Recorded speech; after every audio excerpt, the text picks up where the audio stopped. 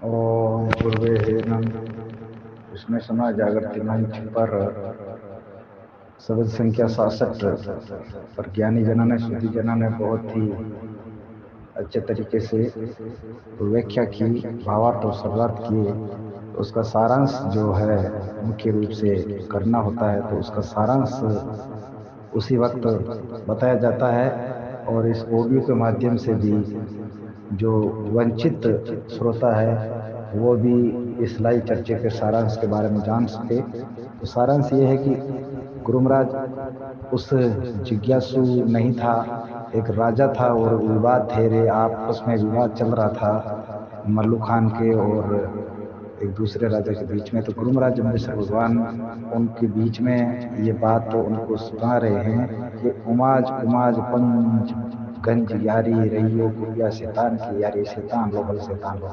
यानी हे राजा, तुम आपस में ये वेर भाव करके जो शैतान की प्रवृत्ति से तुम ये क्यों कर रहे हो। और शैतान से तो शैतान बहु जुग छायो, शैतान की कुब्यान खेती जीव काल मध्य कुचेलू वेरी वे क्रियान्वित कुमती दोरे जैसे शैतान रोड़त रलियो जा शैतान करे अफारू ताता मेहनत न तलियो। ये जो आप कार्य कर रहे हो, राजा का काम होता है जनता के लिए, अच्छाई के लिए, परोपकारी काम करने के लिए। ये जो तुम आपसी के अंदर में खून खराबा या और कुछ कर रहे हो, ये शैतान के कार्य है। इससे तुम्हारे को स्वर्ग या मोक्ष नहीं मिलेगा, तुम भागी बन जाओगे। इसीलिए और परोपकार के कार्य किस प्रकार से होने चाहिए, गुरु जम्बेश्वर भगवान ने इसमें भी बताया है। संसार में उपकार ऐसो जीव गण वर्षंता नीरू, संसार में उपकार ऐसो जीव रुई मध्य खजू।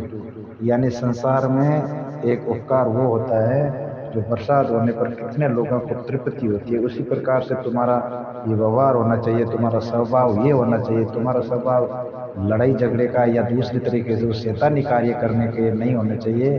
और शैतानी कार्य के लिए, शैतान को दूर करने के लिए करना होगा कि आपने आपकी जो इंद्रियों को है उनको तुम कंट्रोल में करोगे या वंश में करोगे, तब तुम शैतान से दूर होगे। बाकी अन्यथा तो शैतानी है वो फलती फूलती रहती है ज्यों ज्यों, क्योंकि ज़्यादा शैतानी होती है जहाँ पे बुराइयाँ ज़्यादा होती है तो वहाँ और लोग बुरे ज़्यादा होते हैं। तो इसीलिए ये गुरु जम्बेश्वर भगवान अच्छाई की बात कर रहे हैं और परोपकारी कार्य के लिए उनको ये शब्द सुनाया था। और संसार में उपकार ऐसा जीव रूई मध्य खीरू, यानी शरीर से जिस प्रकार से नवजात की माँ दूध अपने शरीर से जो दूध एक उपकार के रूप में अपने बेटे को लाल पाल कर बड़ा करती है, वो एक उपकार है। इस प्रकार से इसी शरीर के अंदर में भी शैतानी भी होती है और एक उपकार भी होता है। तो शरीर को अपने को उस ढांचे में डालना है जहाँ से उपकार के कार्य हो और वो परमात्मा के प्यारे हो।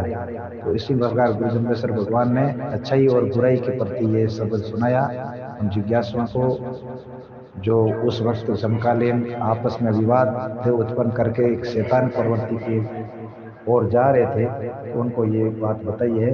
तो गुरु महाराज की बातों में वाणी बहुत निराली है और उनका श्रवण मात्र से भी अपने को बहुत कुछ समझ आती है, सीख मिलती है और अपने भी जीवन के अंदर में, आचरण में, व्यवहार में एक बदलाव भी आता है। तो गुरु महाराज की अमृतवाणी का श्रवण करते रहिएगा। और आज शाम को 8 बजे होगी 67 नंबर पे शब्द की व्याख्या, जो शुक्ल हंस के रूप में जाना जाता है। आप जरूर जुड़ना।